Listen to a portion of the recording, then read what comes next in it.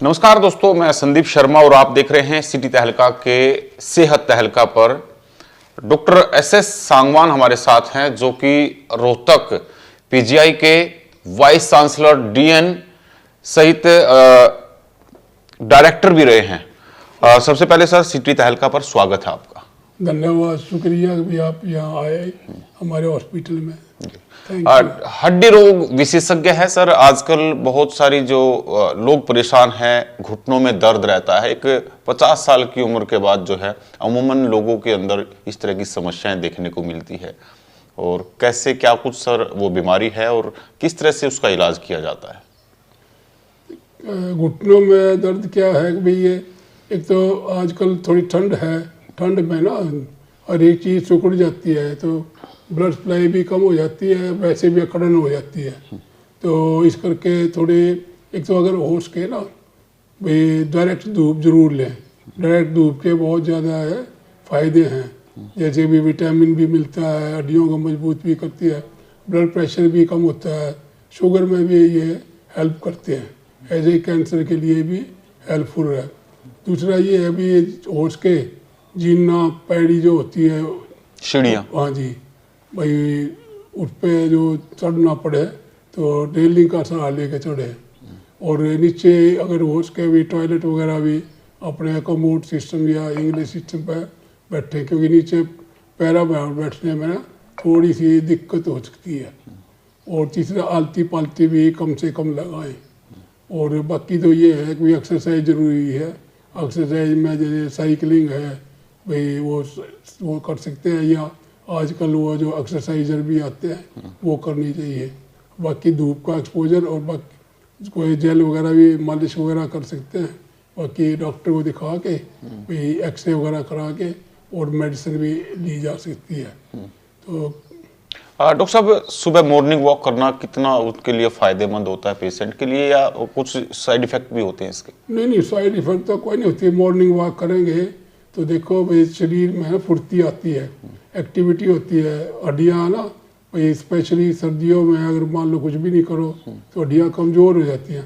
Fracture होने का भी बहुत ज़्यादा डर रहता है, स्पेशली बाथरूम में। और फ्रैक्चर का मैं बताता हूँ भाई, बाथरूम में कोई भी जैसे आदमी 60-65 से ऊपर हो तो उसको खड़े होके कपड़े नहीं बदलने चाहिए। बाथरूम में कोई स्टूल या कुछ रखो, उस टाइम बैठ के अपने कपड़े चेंज करने चाहिए। खड़े होके करोगे तो चांस ये है कि कुल्ले की हड्डी में फ्रैक्चर हो जाएगा। तो इस करके और भाई सैर करते हैं सवेरे, थोड़ा सा बुजुर्गों को थोड़ा लेट निकलना चाहिए अभी जब सूरज निकल जाए। और भी थोड़ा सा भी नाक वगैरह पे कपड़ा लगा के जरूर रखना चाहिए, क्योंकि जो ठंडी हवा है वो छाती में इन्फेक्शन करने के लिए भी बहुत मतलब खतरनाक है। सांगवान सर, नमक का ये बताते हैं कि ज़्यादा अगर जो नमक खाएंगे तो उससे जो है हड्डियाँ कमज़ोर होती है। वो कितना मिथ ये साबित होता है या सच्चाई कितनी है? नहीं, नमक के ना हड्डियों के ऊपर तो चलो इतना ज़्यादा रिसर्च नहीं हुई। ज़्यादा नमक खाओगे तो ब्लड प्रेशर हाई हो जाता है जी। ब्लड प्रेशर हाई होएगा तो ब्लड सर्कुलेशन में फ़र्क पड़ेगा, हड्डियों में भी कम पहुँचेगा। तो इस करके ज़्यादा नमक से और हार्ट में इफेक्ट होता है। भाई ब्लड प्रेशर हाई हुआ तो हार्ट पे भी जोर पड़ेगा। तो ज़्यादा नमक नहीं खाना चाहिए, ना ज़्यादा चीनी खानी चाहिए। और ज़्यादा तो ज़्यादा ही है। और जैसे अभी ना आजकल एक और ट्रेंड चला है, अगर भाई शुगर है, बहुत ज़्यादा लोगों में शुगर आगे आगे और ज़्यादा बढ़ेगी, क्योंकि जो हम ये खाना खा रहे हैं ना सब आधे उसमें जहर मिला हुआ है, पेस्टिसाइड हैं, फर्टिलाइजर्स हैं। ये क्या करते हैं, जब इनमें फूड इतना मिला हुआ खाना खाया तो वो जो पैनक्रियाज होता है ना जो इंसुलिन बनाता है वो उसको ख़त्म कर रहे हैं। तो आप आजकल कई बार कहते हैं सब कुछ भी नहीं खाते फिर भी शुगर होगी, और वो जो चीज़ रहेगी अगर जो उसके तो क्या करे। तो उस करके ये शुगर भी बहुत ज़्यादा बढ़ रही है, तो ज़्यादा नहीं खाना चाहिए। और ये जो कहते हैं ना चीनी नहीं खाए गुड़ खा लो, गुड़ में और चीनी में फ़र्क इतना ये है, अगर मीठे दोनों एक जैसे ही मैं बताता हूँ लोगों को, पर ये है चीनी में और केमिकल ज़्यादा मिले होते हैं, इस करके वो जैसे सफ़ेद रंग की होती है, इस करके वो ज़्यादा हार्मफुल है। और जो अभी अमेरिका में तो स्टडी हुई है, जो ये इसके सब्स्टिट्यूट है ना, अगर नहीं वो चीनी की जगह दूसरे डाल लो स्वीटनर, वो स्वीटनर तो आधे तो बंद हो गए हैं, तो उनसे कैंसर होना शुरू हो गया। तो बेटर तो ये है कि भाई कुछ भी नहीं, और ऐसे ही जैसे शाम का खाना थोड़ा जल्दी खा लें, भाई ज़्यादा घी खाने की ज़रूरत नहीं है भाई। पर ये जो बाकी जो ये इतने आजकल इतने एडवर्टीजमेंट हुई है, ये सारे कोई अच्छी चीज़ नहीं है। एडवर्टीजमेंट करके ये कंपनियां वाले अपने प्रोडक्ट ज़्यादा बेचना चाहते हैं, मतलब इनको देख के ही बरतना चाहिए। देसी घी और देसी चीज़ें ना फिर भी सबसे ज़्यादा सेफ है। ऐसे ही जैसे ये भाई सब्जियां हैं, इनको भी खूब अच्छी तरह धो के खाना चाहिए, नहीं तो इनमें भी केमिकल मिले हुए हैं जो कि शरीर में जाके हड्डियों को भाई कमज़ोर बनाते हैं। अब डॉक्टर साहब 50 साल का अनुभव आपको, और आपके जब शुरुआत में आपने जब एमबीबीएस जो है डिग्री की होगी उस वक्त में और आज के वक्त में खान पान में कितना बदलाव हुआ है? पहले तो बहुत सारी यूँ था कि गेहूं और जो भी फसलें उगाई जाती थी देसी खाद का इस्तेमाल होता था, लेकिन आजकल यूरिया इतने छिड़काव होते हैं, तो जाहिर सी बात है क्या उससे भी कुछ यहाँ पर आज के टाइम में बदलाव देखने को मिला? नहीं बदलाव क्या, देखो मैंने इंक्लूडिंग इंटर्नशिप 70 में भाई एमबीबीएस कर ली थी जी। नहीं, उस टाइम में तो कोई ये फर्टिलाइजर का कोई रोल नहीं था, ना पेस्टिसाइड थे, तो सब चीज़ें भी ठीक मिलती थी। अब तो भाई पर उस टाइम ना थोड़ी भूखमरी भी थी, तो इस करके पेस्टिसाइड फर्टिलाइजर जरूरी थे ग्रीन रेवोल्यूशन के। पर ग्रीन रेवोल्यूशन के बाद अब जो है, अब इतनी ज़्यादा की ज़रूरत नहीं है फर्टिलाइजर, ये मतलब करके दूसरे ऑर्गेनिक खेती भी करनी चाहिए जिससे लोगों की सेहत ठीक रहे।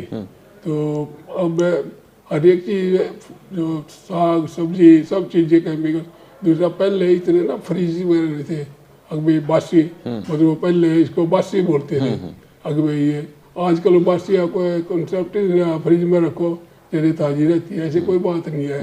बासी तो बासी है, वो भाई वैसे रखो तो वो ख़राब हो जाती है, भाई फ्रिज में रखो थोड़ी ख़राब होती है, पर उसमें अभी बार बार उसको गर्म करोगे और ख़राब तो होती ही है। कोई फ्रिज की चीज़ें कोई ज़्यादा अच्छी चीज़ नहीं होती, दांतों को भी ख़राब करते हैं वैसे भी। एक डॉक्टर साहब घुटनों में जो दर्द है वो रहने लग जाता है, और उसमें एक सरल भाषा में कहते हैं, बोलते हैं भी ग्रीस खत्म हो गया इसका। हाँ जी। तो वो किस तरह से क्यों होता है, और इसके बाद में ऐसा हाथ लगा करके वो लोग चलते हैं, ऑपरेशन भी करवाते हैं? नहीं ऑपरेशन ये जो है ना ग्रीस कम हो जाती है। अच्छा जैसे आजकल भी एक और बीमारी चली है ज़्यादा, एक तो शुगर, नंबर 2 पे है ये मोटापा जी। पहले इतना ज़्यादा मोटापा नहीं था जितना अब आना शुरू हुआ। तो मोटापे में जो जोड़ हैं वो घिसने शुरू होते हैं, जो कार्टिलेज है ना वो घिसाई हो जाती है। आप भी देखो कोई चीज़ ओवरलोड होती है, मशीनरी भी ओवरलोड है, ट्रक या किसी को भी आप ओवरलोड करोगे तो उसमें घिसाई तो होगी। ऐसे ही है कि उसको सिंपल भाषा में कह देते हैं। और फिर क्या है कि भाई ये घिस जाते हैं तो चाल भी टेढ़ी मेढ़ी हो जाती है, और कई बार वो मतलब डोगा या स्टिक से चलना पड़ता है। तो वो वैसे तो ग्रीस के ये जो सिंपल लैंग्वेज में ग्रीस के इंजेक्शन लगाते हैं, पर कितना ज़्यादा फायदा होता है कितना नहीं है ये बहुत कहना मुश्किल है। ये डॉक्टर साहब एक आजकल ये है कि चेंज होने लगे हैं ये, हाँ जी। और उसमें बहुत सारे लोगों को ये असमंजस होती है कि भाई कई जगह से अच्छा फीडबैक आता है कि नहीं मैं ठीक हूँ, फिट हूँ, मैंने ऑपरेशन करवाया था, और कई सारे लोगों को जो है वो जो सही जगह पर इलाज नहीं मिलता और उसकी वजह से वो परेशान भी हो जाते हैं। तो क्या इसके वजह से जो है इलाज उनको ठीक नहीं मिल पाता, या कितना कारगर है घुटने चेंज करवाना? नहीं ऐसे है कि भाई घुटने चेंज करने से पहले एक ऑपरेशन और होता है जिसमें अगर मान लो ना ये घुटने में 3 जॉइंट्स होते हैं, 3 में से अगर मान लो एक जॉइंट खराब है ना तो हड्डी काट के हम सीधा ही कर देते हैं। तो उसमें वो तो देखो नेचुरल जॉइंट है, जो चीज नेचर की है परमात्मा ने बनाई है, उसका जो हम ये जोड़ बदलते हैं ना ये कोई उसका मुकाबला नहीं कर सकते। ऐसे तो कर मैं भी बदलता हूँ, मैंने भी अपना बदलवाया हुआ है, पर ये नहीं है कि वो जो परमात्मा ने अपने जो नेचर से भाई जोड़ मिले हुए हैं उसका मुकाबला करें। तो कई बार तो देखो जब आदमी को इतनी पेन हो चलने फिरना मुश्किल हो जाता है तो फिर तो जोड़ बदलने के सिवा कोई और दूसरा चारा ही नहीं होता। आप फिट हैं सर? मैं तो ठीक हूँ। अच्छा, एक जब एक्सीडेंट वगैरह हो जाता है, कोई सड़क हादसे का शिकार हो जाते हैं डॉक्टर साहब, हड्डियों में जो है वो फ्रैक्चर हो जाते हैं, तो ऑपरेशन के बाद बहुत सारे लोगों को ये बताया जाता है कि आप पनीर खाइए या चिकन खाइए, तो उससे कई सारे लोग जो वेजिटेरियन हैं वो मजबूर हो जाते हैं कि भाई चिकन खाना पड़ेगा। तो कितना जल्दी वो रिकवर होते हैं, या फिर इसकी जो है चिकन नहीं खाएंगे तो उसके अलावा क्या चीज है जो वो ले सकते हैं? नहीं नहीं, मैं तो देखो अपना वेजिटेरियन हूँ। हाँ जी। भाई मेरे कहते हैं ये कोई मरीज कहे अंडा खा लूँ चिकन खा लूँ, हाँ जी। मैं कहा भाई तेरी मर्जी है, जो मर्जी खा, मैं ना हाँ भरता ना मैं तेरे मना करता। जी। पर ये है डाइट अच्छी होनी चाहिए, पनीर वगैरह है। हाँ जी। तो आधे आदमी जो अपने तो बल्कि हरियाणा में पहले तो बस ज़्यादातर अभी भी ज़्यादातर वेजिटेरियन है, दूध घी से ही अपने देखो रेसलर्स हैं, बॉक्सर्स हैं, दूसरे एथलीट्स हैं, ऐसी कोई बात नहीं है अगर उनके बगैर नहीं जुड़ती। तो बाकी तो हम ये सप्लीमेंट्स भी देखते हैं, भी कैल्शियम के, विटामिन डी के, कुछ हड्डियों को जोड़ने के होते हैं दवाइयाँ, तो उनसे फर्क पड़ता है। जी। आखिरी सवाल है सर कि आपने कब MBBS जो है वो की, और उसके बाद में कहाँ कहाँ आपने नौकरी की, किन किन पदों पर रहे? और मैं काफ़ी पोस्टर देख पा रहा हूँ कि उस टाइम की जो राष्ट्रपति हैं उनके द्वारा भी आपको सम्मान दिया गया, किन किन जो है सम्मानित आपको किन किन संस्थाओं के द्वारा, या किन किन जो पद हैं, प्रधानमंत्री है या राष्ट्रपति है, किन किन के द्वारा सम्मानित भी किया गया आपको? देखो भाई मेरे को अच्छा नहीं लगता कि मैं अपने बारे में ना ये बताऊं अगर मेरे को कि किस किस ने सम्मानित करेगा जी। परमात्मा ने दिया। तो देखो भाई मैं 2 टर्म वाइस चांसलर रहा, 1 टर्म डायरेक्टर रहा, 1 टर्म मेडिकल सुपरिटेंडेंट रहा, 1 टर्म भाई डीन रहा। हाँ जी। और जो स्पोर्ट्स का प्रेसिडेंट रहा, कल्चरल का प्रेसिडेंट रहा वाइस, तो वैसे बहुत दिया हुआ है। इस करके भाई किन किन ने सम्मानित करा, उन्हें भाई परमात्मा दिया था, उन्होंने भाई ठीक समझा तो सम्मानित भी किया। तो कितना संतुष्ट है सर अपने पेशे से आप? मैं खूब हूँ भाई, हाँ जी। कोई चक्कर नहीं है। अभी भी देखो मैंने एडवर्टीजमेंट तो नहीं करनी चाहिए कि मैं बिना फीस के भाई वहाँ मेडिकल में भी नहीं कभी मैंने फीस ली, वहाँ तो घर मेरा हक भी नहीं बनता था जी। भाई सरकार में था तो कैसे क्यों लेता। हाँ जी। और यहाँ पर भी अब मेरे को 9 साल हो गए, मैंने कभी किसी पेशेंट से फीस नहीं ली। चलिए, तो ये थे डॉक्टर SS सांगवान, और रिटायरमेंट होने के बाद जो है अपना अस्पताल जो है ये चला रहे हैं, संचालन का कर रहे हैं 2 बेटे के साथ में। और सबसे बड़ी बात ये है कि 50 साल का इनका अनुभव है, और लगातार हमने वैसे सही तो ये है भाई 53 साल से ऊपर हो गए मेरे। 53 साल जी। मतलब 65 की एडमिशन है जी। तो ठीक टाइम पे मैंने परमात्मा दिया था भाई, मैं कभी फेल नहीं हुआ, और भाई फर्स्ट डिवीजन से कभी नंबर कम नहीं आए। ये चलिए, तो आप लोगों से जो है अपील रहेगी कि इस वीडियो अभी बेसिक कह लेना, तो भी कोई मेरे से गलती हुई हो तो भाई मैं पब्लिक से या भाई सबसे भी मेरे को ज्यादा शर्म भी नहीं आती है कि माफी मांग सकता, मेरे कोई प्रॉब्लम नहीं है बेटो। मैं तो पेशेंट को भी कोई जिसका काम ठीक नहीं हुआ तो मैं तो उससे भी माफी मांग लेता हूँ, क्या है कुछ नहीं। और मैं तो बेटो इंग्लैंड में रह गया, वहाँ भाई पेशेंट वो है मोस्ट इम्पोर्टेंट। आते ही मरीज को नमस्ते करते थे, मैं भी नमस्ते करता हूँ। तो कई बार पेशेंट कहते हैं अगर डॉक्टर साहब हमने करनी चाहिए, मैं भाई तुम करो ना करो, मेरी ड्यूटी बनती है, तुम आए हो तो ऐसे भाई। तो सर एक लोगों को ये सोचते हैं कि भाई सरकारी में जाएंगे वहाँ पे केयर नहीं होती, तो हर आदमी का अलग व्यवहार होता है। डॉक्टर का किसी भी पेशे में चले जाइए आप, व्यवहार उसका काम आता है।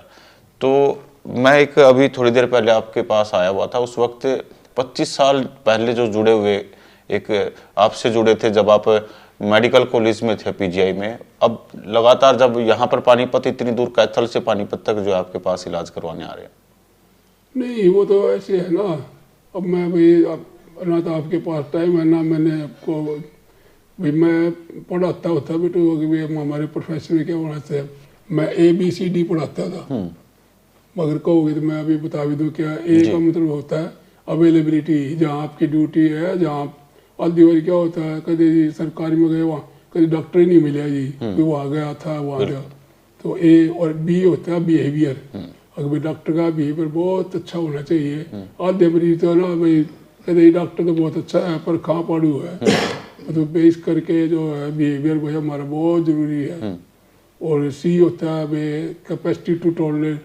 अगर कोई मरीज अटेंडेंट रब भी बोल पड़ा, लड़ाई भिड़ाई करेगी, तो उसको आप देखो 5 मिनट कोई मेरी थिंक ये है, कोई मरीज है हॉस्पिटल में किसी में भी, ना सरकारी में ना प्राइवेट में, लड़ने के लिए नहीं आता, इलाज के लिए आता है। सब और उसको मिसअंडरस्टैंडिंग हो गई, अगर चलो उस करके गुस्से हो गया, तो 5-7 मिनट जो है भाई अगर आप चुप रहोगे तो आप पे ठंडा हो जाता है। मैं बताता हूँ, और 3-4 बार सॉरी का यार माफ कर, चलो हमारे से गलती हो गई, इंसान हम भी, अब ऐसी कोई बात नहीं है, अगर इंसानों से गलती होती है तो आमतौर पर ठीक हो जाते हैं बेटू। फिर सी है कैपेसिटी टू टॉलरेट। अगर ये हो गया, फिर कैपेसिटी टू ट्रीट। अभी फिर देखो अब ट्रीटमेंट का रोल तो अब आया, और प्रॉपर ड्रेस पहननी हुए तो उसका अपना ठीक रहता है, क्योंकि ड्रेस पहननी होते उसको आमतौर पर मरीज अटेंडेंट ना कम गुस्से होते हैं या हाथ लगाने में थोड़ी झिझक महसूस करते हैं। जी चलिए, तो आप लोगों से अपील रहेगी कि इस वीडियो को शेयर करें और अपना ख्याल रखें। नमस्कार।